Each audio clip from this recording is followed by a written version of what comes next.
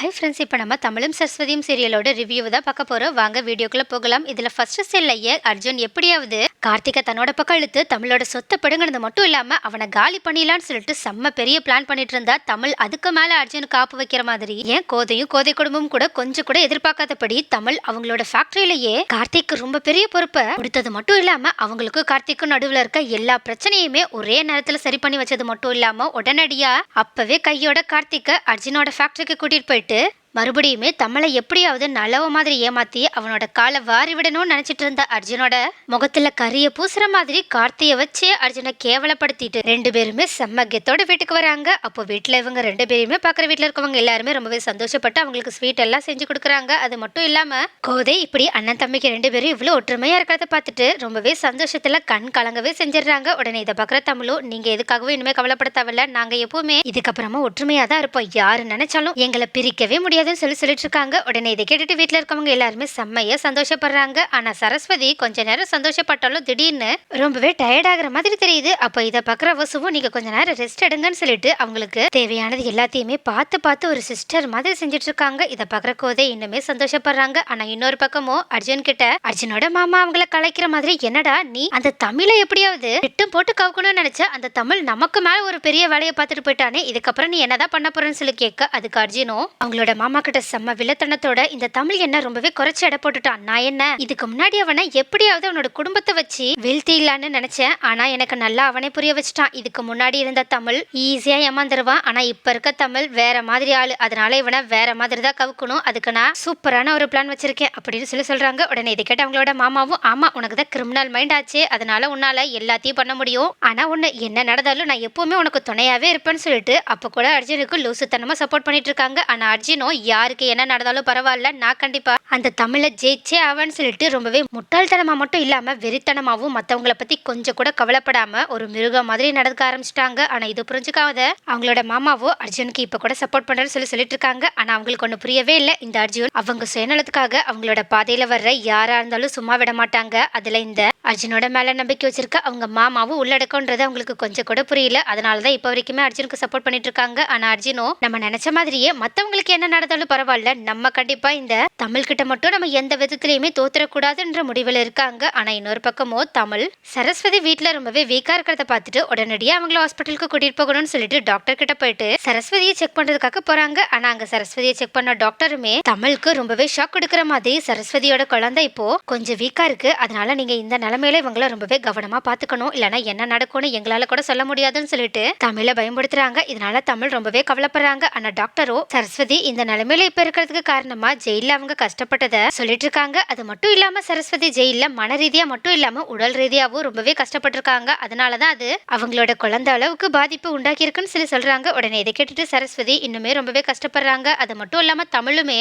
நம்மள பழி வாங்கணும்ன்ற ஒரே காரணத்துக்காகவே அந்த அர்ஜுன் கொஞ்சம் கூட இறக்கமே இல்லாம கர்ப்பிணின்னு கூட பார்க்காம தன்னோட வைஃபை இப்படி கஷ்டப்படுத்தினானேன்னு சொல்லிட்டு ரொம்பவே வருத்தப்பட்டாலும் இன்னொரு பக்கமும் இந்த மாதிரி ஒருத்தன் கூடயா நம்மளோட தங்கச்சி வாழ்ந்துட்டு இருக்கா அப்படின்னு சொல்லிட்டு ராகினியை பத்தியுமே யோசிச்சு பார்த்துட்டு, ஒருவேளை இந்த ராகினி அர்ஜுனோட உண்மைகளை மட்டும் தெரிஞ்சுக்கிட்டானா கண்டிப்பா ரொம்ப பெரிய கஷ்டத்துக்கு உள்ளாவான்னு சொல்லிட்டு யோசிச்சுட்டு இருக்காங்க. அதே மாதிரி இந்த விஷயத்த வீட்டுல போயுமே கோதைக்கிட்டையும் கோதை ஃபேமிலி கிட்டையுமே சொல்லி ரொம்பவே ஃபீல் பண்ணிட்டு இருக்காங்க. அது மட்டும் இல்லாம அந்த அர்ஜுனுக்கு ரொம்ப பெரிய தண்டனை வாங்கி கொடுக்கணும்னு எனக்கு ரொம்பவே ஆசையா இருக்கு, ஆனாலும் அதனால நம்மளோட தங்கச்சி எப்படியாவது கஷ்டப்படுவாளோன்னு சொல்லி நினைக்கும் போதுதான் எனக்கு ரொம்பவே கவலையா இருக்குன்னு சொல்லிட்டு இருக்காங்க. அப்போ அதே நேரம் பார்த்து ராகினி சரியா சரஸ்வதியை பாக்குறதுக்காக கோதை வீட்டுக்கு வரும்போது கரெக்டா தமிழுமே அர்ஜுன் மேல இருக்க கோவத்தால அவங்கள கண்டபடி திட்டிட்டு இருக்காங்க. அப்போ இதை கேட்ட ராகினியுமே ரொம்பவே கோவத்தோட, நீங்க எவ்வளவு தடவை சொன்னாலும் திருந்தவே மாட்டீங்களா, எதுக்காக எந்த பிரச்சனை நடந்தாலும் என்னோட புருஷனையே குறை சொல்லிட்டு இருக்கீங்கன்னு சொல்லிட்டு சத்தம் போடுறாங்க. உடனே இதனால கோவப்பட்ட நடேசனும் ஏற்கனவே சரஸ்வதியோட மெடிக்கல் கண்டிஷன் தெரிஞ்சு கோவத்துல இருந்ததுனால ராகினி கிட்ட அர்ஜுன் மேல இருக்க எல்லா கோவத்தையுமே காட்ட ஆரம்பிக்கிறாங்க. அது மட்டும் இல்லாம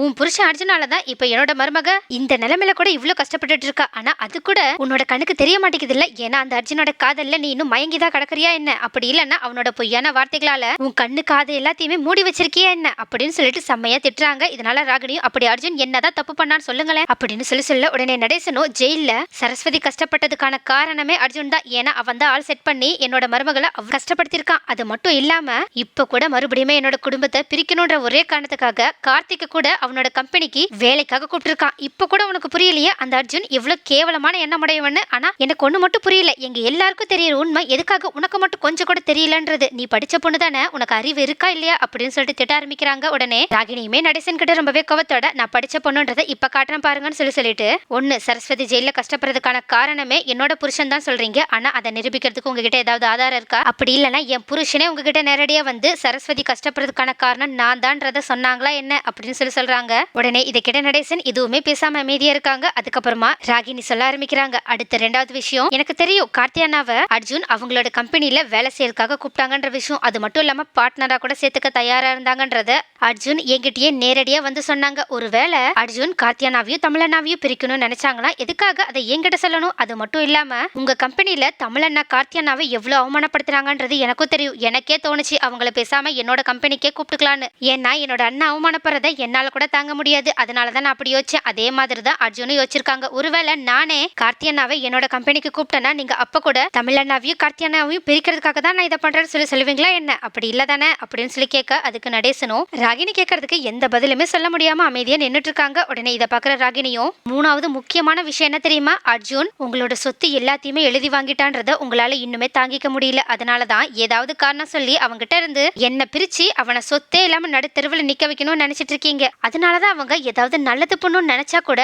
அதுலயே ஏதாவது கெட்டதை யோசிச்சு அவங்களையே என்னையும் பிரிக்கிறதுக்காக என்கிட்ட வந்து இப்படி பேசிட்டு இருக்கீங்கன்னு சொல்லிட்டு இதுக்கப்புறமா தயவு செஞ்சு என்கிட்ட அர்ஜுனை பத்தி தப்பா பேசாதீங்க. அப்படி பேசுறதா இருந்தா இனிமே நான் உங்களோட வீட்டுக்கு வரவே போறதில்லன்னு சொல்லிட்டு அங்க இருந்து ரொம்பவே கோவமா கிளம்பி போறாங்க. அப்போ கோதையும் அவங்கள தடுக்கிறதுக்காக ட்ரை பண்றாங்க. ஆனா தமிழோ கோதைக்கிட்ட அம்மா நீங்க ராகினியை தடுக்காதீங்க, ராகினி இப்ப சொல்லிட்டு போனதுல எந்த தப்பும் எனக்கு தெரியலன்னு சொல்றாங்க. உடனே நடேசன் என்னடா பேசிட்டு இருக்க, அவதான் முட்டாள்தனமா அந்த அர்ஜுனை நம்பிட்டு இருக்கானா, நீயும் அதை சரின்னு சொல்லிட்டு இருக்கன்னு சொல்ல உடனே தமிழோ நான் ஒன்னும் அவ அந்த அர்ஜுனை நம்புறது சரின்னு சொல்ல வரல, அவளுக்கே தெரியாம இப்ப அந்த அர்ஜுனை மாட்டி வர்றதுக்காக நமக்கு உதவி செஞ்சுட்டு போயிருக்கான்னு சொல்றாங்க. உடனே இதை கேட்ட கோதையும் ஒண்ணுமே புரியலன்னு சொல்லி கேட்க அதுக்கு தமிழும் அர்ஜுன் எப்படி தெரியுமாமா ராகினிய அவனோட கைக்குள்ளேயே வச்சிருக்கான். ஏன்னா அவன் பண்ற எல்லா தப்பையுமே முன்னாடியே ராகினி கிட்ட சொல்லி அவள் அதுக்காக சரியா ப்ரிப்பேர் பண்ணி வச்சிருக்கான். அதனாலதான் நம்ம அர்ஜுன் கடைசியா என்ன தப்பு பண்ணாலும் ராகினி கிட்ட சொன்னா அதை கேட்கிற ராகினியும் இதுக்கு முன்னாடி அர்ஜுன் அவங்க கிட்ட செய்ய போறதா சொன்ன பழைய பொய்யான விஷயத்தையே நம்பிட்டு நம்ம மேலதான் தப்பு இருக்குன்றத உறுதியா நம்ப ஆரம்பிச்சிடுறா. அதனாலதான் இவ்வளவு நாளா நம்மளால அர்ஜுன் மேல ராகினி வச்சிருக்க நம்பிக்கையும் உடைக்கவே முடியல. ஆனா இப்ப எனக்கு ஒரு சரியான ஐடியா கிடைச்சிருக்கு. ஏன்னா கண்டிப்பா அந்த அர்ஜுன் என்கிட்டயும் கார்த்திகிட்டையும் தொத்து போனதுக்காக செம்ம கோவத்துல இருப்பான். அதனால நான் எப்ப அவனை பார்க்க போனாலும் அவனோட உண்மையான உருவத்தை தான் என்கிட்ட காட்டுவான். அதனால அந்த விஷயத்த மட்டும் நான் சரியான ஆடியோவோ வீடியோவோ ரெக்கார்ட் பண்ணி வச்சு அந்த ஆதாரத்தை மட்டும் ராகினி கிட்ட காட்டினா அவ்வளவுதான் அந்த அர்ஜுனோட கதையே காலி ஆயிடும். அது மட்டும் இல்லாம சொத்து ராகினி மேலதான் இருக்கு. அதனால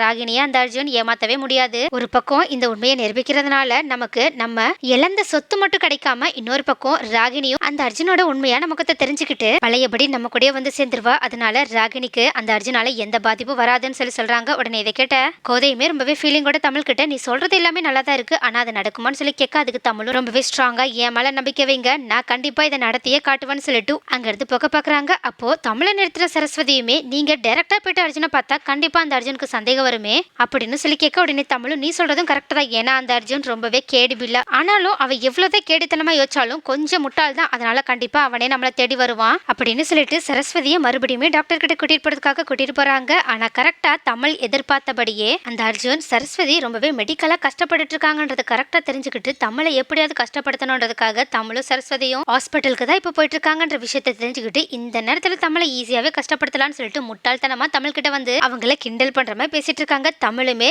மனசுக்குள்ள ரொம்பவே சந்தோஷமா எலி தானே வந்து வழியில சிக்குதேன்னு சொல்லிட்டு யோசிச்சு பார்த்துட்டு அந்த அர்ஜுனை வெறுப்பேத்துற மாதிரி பேசிட்டு இருக்காங்க. ஒரு கட்டத்துல அர்ஜுனுமே தான் தான் சரஸ்வதி ஜெயில கஷ்டப்பட காரணம், அதுக்கு தான் அந்த வார்டன் லேடிக்கெல்லாம் பணம் கொடுத்து இவ்வளவு பெரிய விஷயத்த செஞ்சேன்னு சொல்லிட்டு அவங்களோட வாயாலேயே ஒத்துக்கிறாங்க. அதனால தமிழ் தான் நினைச்ச ஆதாரம் தனக்கு கிடைச்சிருச்சுன்னு சொல்லிட்டு ரொம்பவே சந்தோஷப்பட்டாலும் இன்னொரு பக்கமோ சரஸ்வதியோட இவ்வளவு கஷ்டத்துக்கு காரணமானவ தான் முன்னாடியே நின்று இவ்வளவு தைரியமா பேசிட்டு இருக்கான்னு சொல்லிட்டு நமச்சி ஓரமா நின்று ராகினிக்கு அந்த அர்ஜுனோட உண்மையான முகத்தை காட்டுறதுக்காக வீடியோ எல்லாத்தையுமே எடுத்துட்டு இருக்கதையும் மறந்து போய் அர்ஜுனை கை நீட்டி அடிச்சு அவங்கள ரொம்பவே காயப்படுத்த ஆரம்பிக்கிறாங்க. ஒரு கட்டத்துல நமச்சியே பாதியில வந்து தமிழை தடுக்கிற நிலைமைக்கு போடுறாங்க. அதுக்கப்புறமா அர்ஜுனுமே தப்பிச்சா போதுடான்னு சொல்லிட்டு உடனடியே வீட்டுக்கு ஓடி போயிட்டு எப்பவும் போலயே ராகினி கிட்ட தமிழ் தன்னை அடிச்சிட்டாங்கன்னு சொல்லிட்டு ரொம்பவே பாவமா சொல்லிட்டு இருக்காங்க. இதனால ரொம்பவே கோவப்பட்ட ராகினியுமே எப்பவும் போல முட்டாள்தனமா மறுபடியுமே தமிழ் கிட்ட சண்டை போறதுக்காக அவங்களோட வீட்டுக்கு போயிட்டு இருக்காங்க. ஆனா இன்னொரு பக்கமும் அர்ஜுன் ஆமா நம்மள தமிழ் அடிக்க முடியும் அந்த நமச்சி எப்படி சரியான நேரத்துல எங்கேயோ இருந்து வந்தான்னு சொல்லிட்டு ரொம்பவே டவுட்டோட யோசிச்சுட்டு இருக்காங்க. ஆனா இந்த பக்கமா ராகினி தமிழ் கிட்ட எப்பவும் போலயே சண்டை போறதுக்காக போகும்போது கரெக்டா தமிழ்